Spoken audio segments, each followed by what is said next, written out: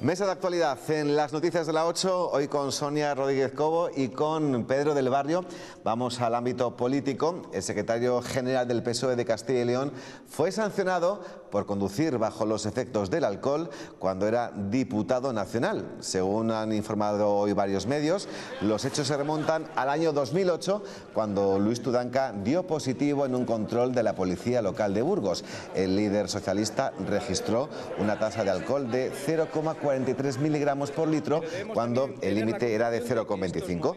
Las reacciones políticas no se han hecho esperar, especialmente porque Tudanca fue uno de los más duros con el positivo registrado el pasado verano por la entonces vicepresidenta de la Junta, Rosa Baldeón.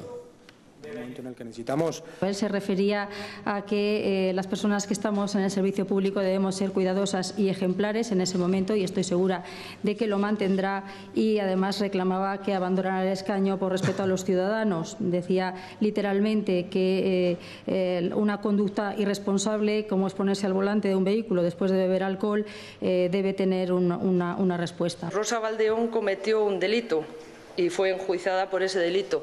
El señor Tudanca cometió una infracción administrativa y le pusieron una multa. Querer equiparar en nuestro país las infracciones administrativas, las multas, a los delitos, yo creo que cuanto menos es una cuestión peligrosa. Pues el susodicho de interesado, el protagonista de esta noticia, ha hablado esta tarde, lo ha hecho en Zamora y le ha dicho textualmente que sí, que hace 10 años me pusieron una multa de tráfico y la pagué. Eso es lo que ha sucedido. Yo creo que las diferencias no las establezco yo, sino la ley y los jueces, y dice que hay una diferencia fundamental entre una multa de tráfico y un delito penal. Eso es lo que ha sucedido. Es la última hora en torno a este positivo de Luis Tudanca en el año 2008. Lo cierto es que llama la atención que salga esta noticia en el año 2017. Hay un interrogante desde mi punto de vista muy importante, es quién ha sido quien ha filtrado esa información para que saliera en esta ocasión. Y ahora vamos ya al debate, Sonia, porque claro, él fue uno de los más críticos con Rosa Baldeón. Sí, comparto tu inquietud sobre quién ha sacado. Ahora, justo a la vuelta, tenemos a la vuelta al Congreso Regional, en el que probablemente salga reelegido Tudanca como secretario regional, y me parece que es un momento de lo más inoportuno. Y son casi 10 años de tener en el cajón esa noticia, sospechoso. Es verdad también que es jurídicamente muy diferente la existencia de una multa administrativa de la existencia de una sanción penal. O sea, no son cuestiones desarrolladas jurídicamente en ámbitos totalmente diferentes. Y no es lo mismo tener una multa que no da ningún antecedente penal que tener haber cometido un delito penal que supone la existencia de un antecedente penal, con lo que eso supone. Ahora bien, si profundizamos en la ética del asunto concreto, los hechos son inicialmente los mismos, y es coger un volante habiendo bebido, y eso es un hecho éticamente reprobable en cualquier caso. Asentando la diferencia, el inicio, pues es cuestionable, y uno piensa que cuando una persona que ha sufrido eso en sus propias carnes en un tiempo, pues pasados los años puede ser más comprensiva o relativizar también cuando a otra persona le sucede lo mismo. O sea que en las circunstancias de Luis Tudanca, si él no se hubiera quedado solamente en un control de alcoholemia, si él hubiera tenido un accidente con esa tasa, ya estaría a la altura de Rosa Baldeón. Bueno, si lo que ha pasado solamente si lo que hubiera pasado hubiera sido un accidente, quiero decir. Hombre, pero Rosa Baldeón fue condenada no por tener un accidente, sino por tener una tasa de alcoholemia bastante superior. Sí, al 0,70, ¿no? Por ahí. Sí, eso es. La ley establece unos límites. Ella no fue sancionada por el accidente, no fue imputada por el accidente, sino por pasar la tasa que establece la legislación entre la multa administrativa y la pena, y el delito. Pues, perfecto. Pedro. Bueno, yo hay varias cosas que veo aquí. Primero, que qué casualidad que de su propio partido, casi seguro, saquen esto cuando parece que posiblemente en las votaciones que haya en la región salga Luis Tudanca secretario de nuevo. Entonces, esto se da mucho en todos los partidos políticos, la mala leche interna, y entonces han rebuscado por los cajones, o ya lo tenían y se lo han preparado y le ponen en un cierto compromiso. ¿Tú estás seguro, o sea, piensas que es más factible que salga de alguien de dentro que no de enfrente, porque él está siendo... Yo seguro no estoy de nada, como todo el mundo, pero vamos, diré que es muy probable. Porque otra teoría sería que sea alguien del entorno del Partido Popular, porque está siendo muy exigente en sus declaraciones con todos los asuntos de corrupción o esas imputaciones que está habiendo en la Junta de Castilla. Puede ser que sea el Partido Popular, pero no saben quién va a venir. O sea, que también eso es jugársela a cara o cruz. Da la casualidad que si consiguiesen algo, como por ejemplo que no entrase Tudanca como secretario general, vaya usted a saber si no les viene una persona que les ataca doblemente. O sea que eso, a mí me parece que estos juegos se suelen dar casi siempre por ansias de poder dentro de los propios partidos. Es una cosa que yo... Sí, para mandar un mensajito, ¿verdad? Sí. A navegantes, sí, que digo totalmente. yo. Sí. Segundo, hay una cosa que me ha sorprendido, que cuando contesta Luis Tudanca, según lo que has dicho, él dice que sí, que efectivamente tuvo una multa de tráfico. Multa. ¿Cierto? Hombre, pero hay que afinar un poquito y decir, el hecho es dentro de la misma cuestión. Es decir, no hay que conducir, y lo dice alguien que estoy seguro que si me toman algún día de ella alguna vez me ha podido ocurrir, beber 2 cervezas o tal. Y entonces te da una tasa del 0,43 como tenía él en vez del mínimo, que es 0,25. Pero también hay otra cosa, que es el decir, esta persona es una de las que más fuertemente sacudieron, vamos a decirlo así, a la consejera que en su momento quitaron porque tuvo ya un delito, creo que es delito, por subir más hasta el 0,70 o algo así.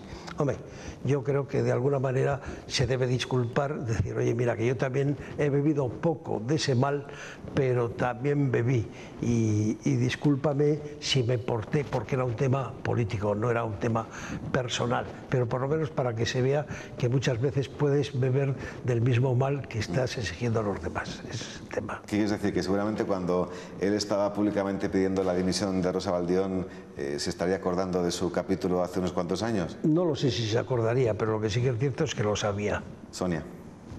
Bueno, yo, efectivamente no estamos en la cabeza de Tudanca, pero además Tudanca mantiene la diferenciación clara. Entonces, aunque estuviera en su cabeza, él era consciente de que había sufrido una multa administrativa y no había sido detenido por cometer un delito. Entonces, las dos cosas no son equiparables, en definitiva, aunque es verdad que ciertamente yo creo que cualquiera tiene que pedir disculpas si es pillado en esa falta, porque efectivamente nadie nos tenemos que subir a un coche habiendo bebido lo más mínimo. Bien, pues no dejamos el ámbito político, porque además vamos a comentar algo que os va a parecer curioso en cuanto al resultado, porque solamente 2 partidos, Izquierda Unida y la Unión del Pueblo Leonés, han decidido apoyar la propuesta de Ciudadanos para eliminar los aforamientos de políticos en Castilla y León. Y es que tanto PSOE como Partido Popular han asegurado estar de acuerdo con esta medida, aunque no la han apoyado, porque dicen que nuestra comunidad tiene otras cosas más importantes en materia de regeneración política. En la reunión de los grupos que ha mantenido esta mañana no ha estado Podemos, porque considera que Ciudadanos, por su pacto con el PP, no puede liderar esta reforma. Sonia, si están de acuerdo Partido Popular y Partido Socialista, ¿por qué no apoyan esta medida y directamente se prescinde de este aforamiento? Yo es que a veces no entiendo las intrahistorias de estas cuestiones, porque es verdad que los aforamientos en España están desaforados y es que está media administración aforada y eso no puede ser. No digo que no lo esté nadie, pero digo que se haga con prudencia. Y entonces, si están de acuerdo, efectivamente, ¿por qué ahora hay una excusa? Seguro que la hay y yo la desconozco, como te digo. Las intrahistorias de estas cuestiones a veces nos desconciertan a los ciudadanos porque parece que una cosa está condicionando a la otra y que al final no se avanza en lo que se tiene que avanzar. Y digo yo que si están de acuerdo, pues que lo hagan ya. Y punto. La excusa, Sonia, es la que he contado a los espectadores. Es que consideran que hay asuntos más importantes dentro de lo que significa avanzar en la regeneración democrática de Castilla y León. Si la cuestión es avanzar, que lo mismo da por aquí que por allá. Si están de acuerdo en algo y en eso efectivamente se puede avanzar, pues que avancen. Luego ya avanzarán en lo demás. Pedro. Bueno, a mí varias cosas. Primera, que sea Izquierda Unida uno de los partidos que dicen que sí, y en cambio Podemos, que es su socio en Unidos Podemos, no esté de acuerdo. No es que no esté de acuerdo, es que no quiere ir a la reunión por no estar cerca de Ciudadanos. Entonces, bien, pone sus disculpas. Eso es un pequeño lío, porque si estos partidos van a intentar regenerar España, como parece ser que lo quieren hacer conjuntamente con el PSOE y otras fuerzas, con otra nueva moción que van a hacer, etcétera, pues ya empiezan por las pequeñas cosas, como que no entendiéndose, y eso como que no es bonito. O sea, simplemente que lo tenga en cuenta la ciudadanía. Segundo, que a lo mejor no es lo más importante lo de Pedrosa, pero estoy convencido que si se quitan los aforamientos, muchísimas cosas de la corrupción se quitarían, porque se tentarían muchísimo político la ropa de ir directamente a un tribunal normal que ir a un tribunal de otra índole, sobre todo cuando esos tribunales tienen al menos el ambiente de que están muy debilizados. Voy a inventar una frase, ¿no? O una palabra. Entonces, es conveniente, porque eso no cuesta nada, de que todo el mundo se ponga de acuerdo en quitar esos aforamientos, porque no hay derecho a que existan. Punto. Bien, pues vamos a ir avanzando. Hoy, esta semana, la anterior, la que viene, estamos despidiendo a colaboradores de nuestra mesa de actualidad, porque la temporada finaliza justo la víspera de San Pedro, lo que es el informativo largo. Seguiremos, evidentemente, aquí para todos ustedes. Y a Sonia Rodríguez, me acuerdo que la primera vez que vino aquí en su calidad de colaboradora, le hablamos de los refugiados por el trabajo que ella desarrolla en la asociación Burgos Acoge. Han pasado muchos meses desde que le hice esa pregunta, y creo que si se la hago ahora me va a responder lo mismo en cuanto a la gestión del tema, ¿no? Pues sí, yo recuerdo una conversación que tuvimos hace 2 años, como en septiembre del 2015, que fue la movilización, cuando aquella llegada masiva de personas extranjeras a Europa, de personas que huían de la situación de sus países, y hablábamos de la necesidad de coordinarse entre los distintos países para acoger a esas personas. Bueno, pues a día de hoy España se comprometió entonces, en septiembre de 2015, a acoger a 18.000 de esas personas refugiadas que están en Italia y en Grecia principalmente, y actualmente solo ha acogido, ni siquiera llegaba a las 1.500, es decir, menos del 90% cuando termina el plazo en septiembre de este año. Le queda el 92% de personas por acoger.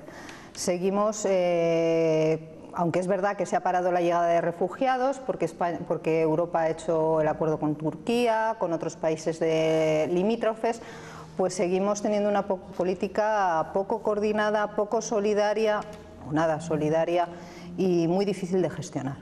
Bien, pues ese es el balance que hace alguien que es bastante experta en estas lides. Vamos avanzando en nuestra mesa de actualidad. El violador y asesino de la burgalesa Marta Obregón, Pedro Luis Gallego, condenado a 225 años por 2 asesinatos y 18 violaciones, salía a la calle tras cumplir solamente 20 años por la derogación de la doctrina Parot. Esta mañana volvía a ser detenido. Reincidente ha sido en Segovia, acusado de violar a más mujeres. Todo apunta a que es el autor de 4 violaciones cometidas en los últimos 5 meses en los entornos del Hospital La Paz en Madrid. Raptaba a sus víctimas, las llevaba en coche hasta una casa en Segovia, donde supuestamente vivía con su pareja. En esta ciudad era detenido ayer por la noche. La detención se realizaba en la mañana de ayer en el bajo B de este bloque de viviendas en plena capital segoviana, donde al parecer llevaba a sus víctimas. Agentes de la UFAM, de la Jefatura de Policía de Madrid, se desplazaron hasta allí y procedieron a su arresto. Este individuo es el presunto autor de 4 agresiones sexuales. Tras la detención, el operativo de registro se alargaba durante 12 horas en una de las viviendas de este bloque, en el número 16 de la calle Dámaso Alonso del barrio de Nueva Segovia. Sorpresa y conmoción vecinal, donde Pedro Luis Gallego era muy conocido, ya que acudía frecuentemente al bar cercano a su vivienda y le veían pasear junto a su pareja sentimental y su perro. Venía con una chica y ya te digo, alternaba todos los días, y todos los días tomaba una caña, un café, compraba tabaco, lo habitual de un cliente habitual. Tío muy retraído, muy suyo, no quería ninguna relación con los vecinos.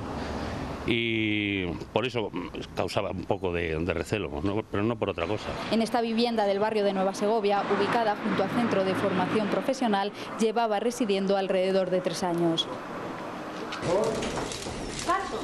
El historial del violador del ascensor es el de un asesino en serie. Durante los años 80 y 90, Pedro Luis Gallego violó a 18 mujeres, todas menores de 25 años, y varias en Valladolid, Zamora y Salamanca.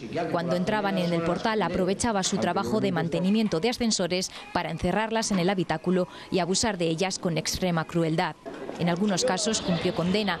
Después de salir de la cárcel de Sevilla, en enero de 1992, violó y asesinó a la burgalesa Marta Obregón, de 22 años. Le asestó 14 navajazos. 6 meses después, secuestró, abusó y asesinó a Leticia Lebrato en Valladolid. La joven de 17 años fue encontrada en este pinar de Viana de Cega, semienterrada con 11 puñaladas. Por los 2 asesinatos y las violaciones fue condenado a 273 años. Cuando llevaba 20 en prisión, la anulación de la doctrina Parot lo dejó en libertad y sin rehabilitar. Ahora, de nuevo, a sus 60 años, el violador del ascensor suma nuevas víctimas a su lista.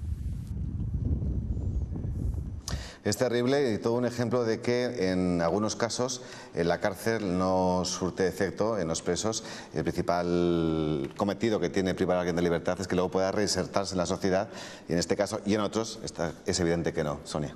Sí, es así. Nuestra legislación contempla la pena de privación de libertad con el fin de la reinserción.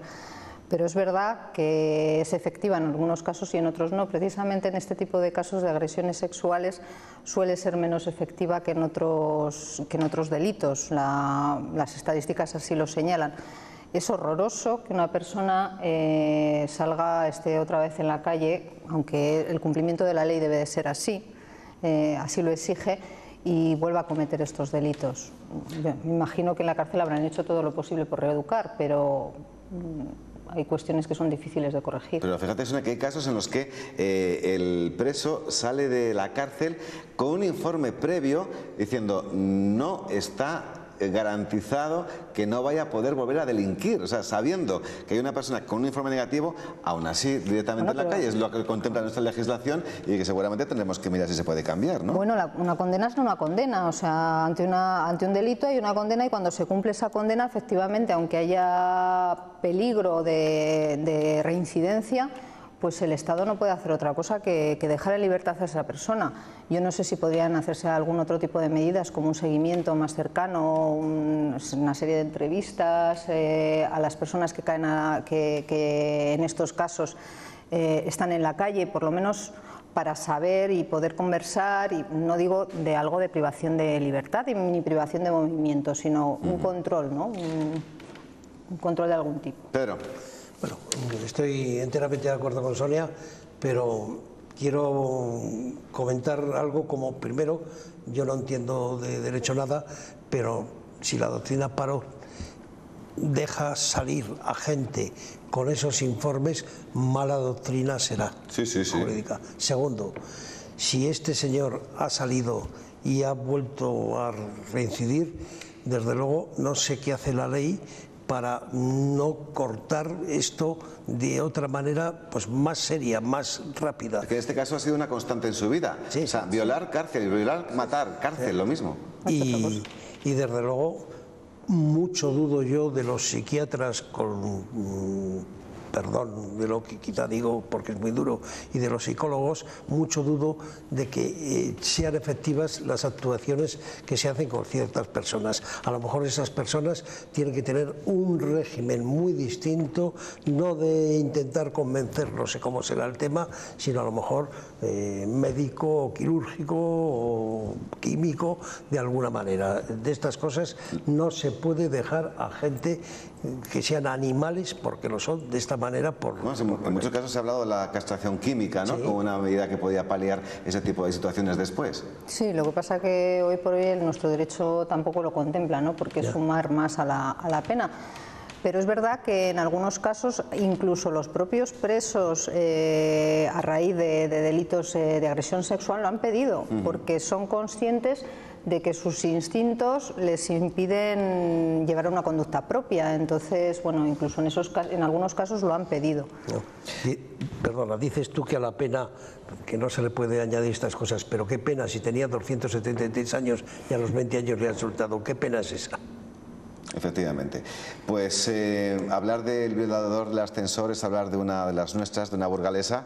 Recordemos que en 1992, después de salir de la cárcel por varias violaciones, fue cuando violó y mató a Marta Obregón a las afueras de la capital burgalesa.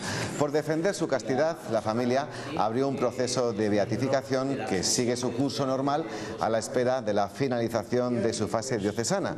Y es que quienes la conocían destacan que Marta Obregón fue una joven cristiana que en los años 90 quiso vivir coherentemente su fe hasta derramar su sangre. En aquella circunstancia ella fue masacrada, fue muerta. Todos pensamos que por el hecho de defender la virtud de la castidad y la dignidad de la persona. Realmente murió por su fe. Si ella hubiera tomado otra actitud, como otras muchachas que el mismo violador pues antes abusó, llamado el violador del ascensor, ella pues no hubiera recibido 14 puñaladas con un punzón en torno al corazón y una directamente al corazón. Pues ese proceso de beatificación está abierto y aquí finaliza nuestra mesa de actualidad. Ha sido un placer compartir todos estos temas con Pedro del Barrio y con Sonia Rodríguez Cobo. ¿Hoy vais mañana al Parral? No, yo este año me abstengo. Hoy Pedro ha dicho igual sí, ¿no? No lo sé, eso, yo soy el subdirector de mi casa, vamos a ver qué dice la dirección. ¿Y tú eres la directora o no? Yo solo soy la directora, pero en este caso me dirijo a otro sitio. Pero con el subdirector. Sí, con el subdirector, sí, no puede faltar. Lo dicho, gracias, que descanséis, buenas noches. Vamos.